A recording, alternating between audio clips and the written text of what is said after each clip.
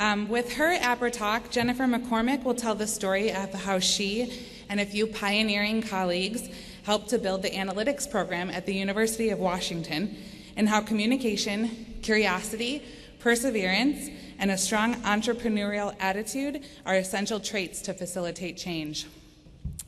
Dr. Jennifer McCormick is the Associate Director of Advancement Analytics at the University of Washington, Seattle, where she is responsible for supporting the university's fundraising efforts by providing data-driven insights and strategy. Several years ago, during her tenure as Associate Director of Advancement Research, she began building the University of Washington's analytics capacity and implementation that has now been transformed into an official unit at the university. Jennifer has presented on topics related to prospect research, analytics, and professional development at Apra, NDOA, NDSA, and CASE. She received her bachelor's degree from SUNY Stony Brook and her doctorate in anthropology from Yale University. She serves on the board of directors for Apra, where she is currently serving as president-elect, and we're all very proud of her.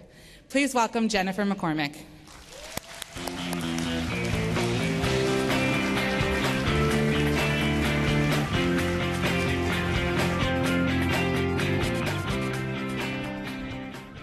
Oh, it's on. Hey! Get that over with so I feel comfortable up here. It was a great honor to be asked to be up here. I feel like I'm talking really loud. When Misa called and had the conversation with me, would I be interested in talking about change? And it's something that I'm really passionate about and very excited about. So when given the opportunity, I jumped on it. And then spent months thinking about what that actually meant, because I'd never actually gone back and thought about what had happened over the past 5-6 years at the University of Washington. Not in a kind of introspective way on how we moved that change, because for years we were really in that process. Everything was a moment of change for me and for the people who are working to make analytics happen at the University of Washington. So today I want to talk about how you can innovate change from within your organization, no matter where you are on the org chart. And I'm going to talk about it in the framework of how we did that at the University of Washington. And I want to start with a concept of this idea of what is the greatest challenge to change. And when I thought about this carefully, about through the years, what were some of the challenges for us as we were trying to innovate and move forward and move our organization forward, and what I realized that for us, and it still continues, is that the greatest challenge to change is experience. And oftentimes great experiences are often the worst enemy for change. And I'm going to talk about that kind of conceptually, but also in the context of the work that we did. So when I'm talking about change and the threat with the experience, change is actually really hard. I know it's hard for me. It was actually hard for me to make the full transition into analytics. Even after years of doing it, there was a little bit of fear. Was I making the right move? And was I going to get fired after a year for completely failing? All these things come into your mind. And you start empathizing when you're thinking about change. And when you're an agent of change, when you're in that moment, you're not necessarily thinking about the people who you're actually impacting, the people who are receiving this. And change is really very emotional, because change has to have meaning for you. You have to identify with it. And one of the biggest things is that with change, the biggest question is this going to help me, or is this going to hinder me? And certainly with analytics, especially when in an organization where you're just starting to onboard this, for a lot of fundraisers, and I talk about this with fundraisers because that's really where we made a lot of progress over the past 5 years in buy-in. It is very hard because you're asking them to change a process that may have worked for them, but we're asking them to trust us that this is really going to help them and that we have their backs. So I want to start off from the very beginning at the University of Washington about 5-6 years ago.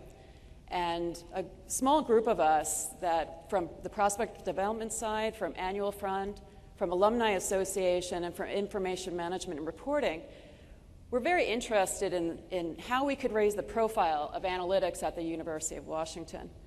And we really wanted to have a thoughtful conversation about this and start thinking, what are ways that we can help do this? And what is it going to take to not only raise the profile of analytics, but also provide a proof of concept that would give leadership cause to finally fully invest in this. And this was, we understood a little bit at the time, but not really realizing what it meant, that this was possibly a big culture change, and that's really what it is. So we start anyway, and this is kind of where, this is really the fun part, where we're having these great conversations about what we were going to do and how we were going to do it, and it was very exciting. And we finally decided we need to stop talking kind of theoretically about how this was going to happen. We were just going to actually have to do it. We were going to have to decide what was our first project together as a group. And we finally decided, we crossed that Rubicon and say we're just going to do a plan-giving model. And just as an aside, if you're going to do proof of concept on the value of analytics, you may not want to do a bequest model first, because it probably will take about 10 years for you to see results on that, and by then most of those fundraisers will have been gone. Except for us in prospect development, because we're so loyal, right? But anyway, it's kind of like we decide to do this, and we don't really know how it's going to work, but we know we have a great network of peers who were just starting to do this as well, and peers who are quite advanced. And so we were really relying on that and talking a lot to these people. And many of these people you see here today, many of them, if you were at the analytics symposium, you saw there as well. So it's kind of like the Montessori method. You were walking into the room, we're going to play with something and learn that way, and we'll figure this stuff out. And that stuff was the plan-giving model, and that stuff was analytics. And it took us a while, of course, because we also have full-time positions that we need to prioritize. But we get this done in about 6 months. And we really worked hard, and we came to understand a lot of interesting things, because the other thing about change and innovation is it kind of has a cascade effect. You start working on one thing, and then another thing changes, and all of a sudden you have a whole different idea. And for us, it was a different perspective on our own data, and what were some of the challenges there, and what are some of the things that we needed to do and do better. So that was really interesting. So we have this plan-giving model, and we're just, it's kind of rookies. We're like Wild West, guns a-blazing. We decide to have this meeting with the director of plan giving and also the VP of individual giving programs, who's actually here today. And we go in there with this PowerPoint presentation that when I look back on this, I wish I really had it to show you some of these slides, because it was ridiculous. Because we were so excited about the new language that we're adopting and these new concepts that we're learning that we just want to throw it all out there. We're ripping off the hood. And we're going to show, people who really have never been part of this conversation what this was all about, with actually not even talking about why we were doing this, what kind of solution we were providing. We actually never really asked, how can we help you? What are your challenges? And we want to try to provide those solutions for you. And that was the first mistake we made. But I always believe that you make mistakes early and you make them often, and it's a faster road to success, because change is really slow. So making mistakes early on in the process is really valuable. And so we go through this, and it's interesting, but of course we're getting stuck on details, and we might be intimidating a little bit, maybe not inspiring as much as we wanted to do, and we were certainly confusing. And one of the things that we understood, I think, afterwards is that we had an idea of this solution, that we knew what we were doing, and this was going to be a good thing for everybody. I remember one thing we mentioned was, well, with this you can actually, you do annual mailings, and these are postcards that are sent out through plan giving, and that this is a great way to segment that, use this as a strategy. And immediately the director of plan giving said, well, we can mail to whoever we want. We don't need to, we can mail to everybody. And we didn't really have an answer to that, because what is the answer? Like, oh, well, we can't help you. If a budget is not a restraint, then what do we do this for? And so we went back to the drawing board, understanding that communication was actually more important than the engineering of models and learning the statistics and everything that goes into that.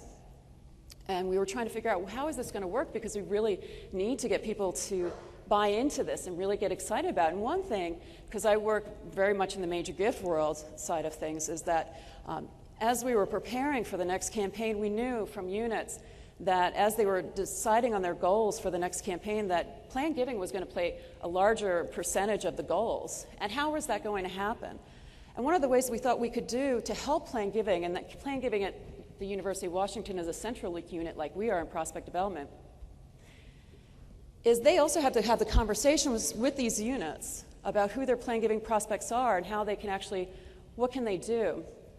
And we thought, well, if we could flag people in portfolios who also show a high likelihood to make a bequest, this is a great conversation that plan giving can have with major gift fundraisers.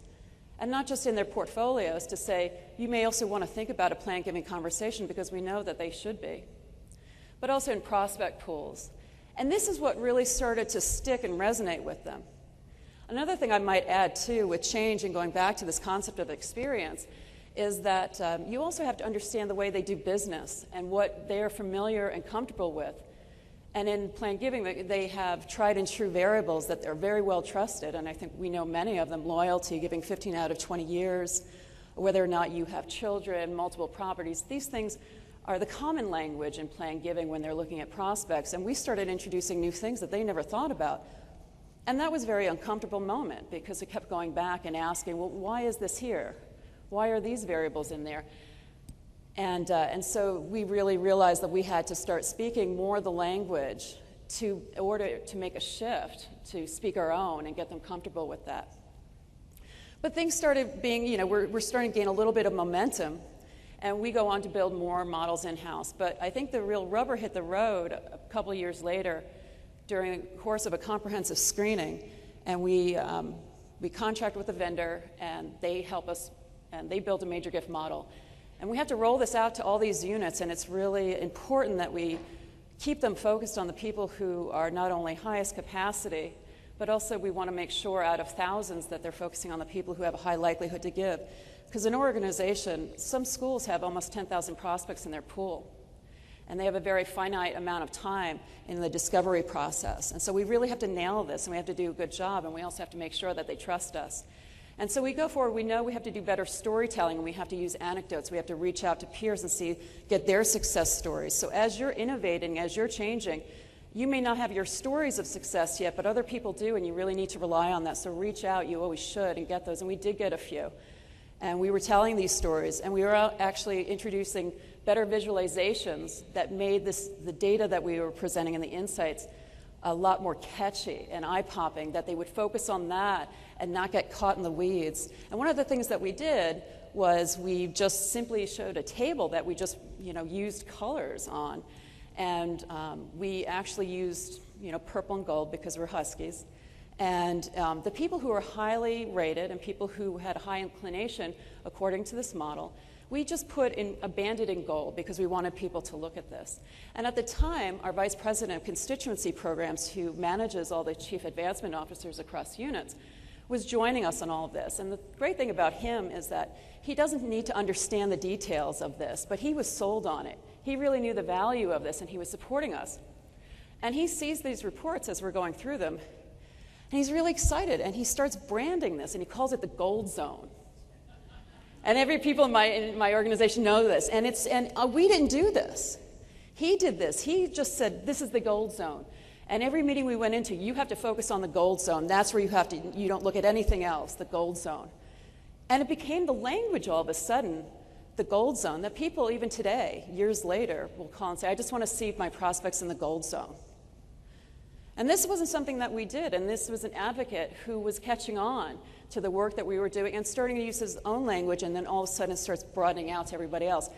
And Alison Somerset, she gave an amazing talk many months ago at Drive about change, and she talks about the language landscape and shifting people into your language and making them feel comfortable with it. More important, giving them ownership over that. That's the language landscape, and that's really what we were doing. So people, later on, people were talking about RFM. People speak about this really naturally. And that's a real culture change, and that's really the most important thing, because you can innovate, you can create all these amazing analytics that really do have the potential to provide incredible solutions, but they don't really, you won't get any traction unless you make that connection. And speaking on advocates too, they are really important. We couldn't do this alone. I couldn't do this alone, and I had a lot of help, and even today, I am a team of two, myself and Baron Cato. And we can't get out to all the units and try to onboard them with what we're doing and the value. We actually, some of the best people who do that for us are our colleagues in prospect research and relationship management. And when you think about analytics, relationship management, and prospect research and relationship management, they're out there all the time. They're sitting down with fundraisers every week, and they're having conversations, and they're doing portfolio reviews, they're making recommendations, and they really know these fundraisers. in some very personal ways, and they understand the fears, the idiosyncrasies, the concerns, but they're able to continue to educate them when we can't. And they know them better in many ways than we do. And it's not that we don't get out or that we don't want to, we just can't right now. And so your advocates, you have to find them. Some people in the corporate world might call them evangelists, which I really don't like. But they're vital, and you have to recognize who your advocates are, because they're going to play a great role, because you can't change everything on your own. And so we have a lot of advocates now. It started in prospect research and relationship management, and then executive leadership, and now fundraisers talk this language. And it's really a wonderful moment of change. And I remember a few weeks ago, and going back to Plan Giving, I got a email from the director of Plan Giving and asking, tell me about they're going to start their first survey ever, and they're going to put this out in winter. And when we think about, last time when they talked about the postcards they could send to anyone, and she said, I can only send the surveys out to 40,000 people, and I really need your help. And we really need to find how analytics is going to help us. And that, at that moment, it was just amazing to me, because I remember that conversation many years ago, and I thought, we're here, wow. We're actually, people see the value of it, and not just that. They're used to it. They're comfortable with it now, and they know, again, that we have their back. And remember that with change. You have to assure people all the time that you have their back, that you're doing something for them that's going to help them. And that's really about empathy, and it's really about trust. And it's taking experience now that could be the enemy and using it as an ally, kind of like a gravity assist, where you're using their experience to kind of launch off in a new direction and accelerate, rather than fight it and crash and make things harder for you. So that's a really important point. And so I think that's where I'm kind of ending, but I think using empathy and trust as fuel for change is just as important as the way you innovate yourself and learn. So thank you, everybody. This has been great being up here.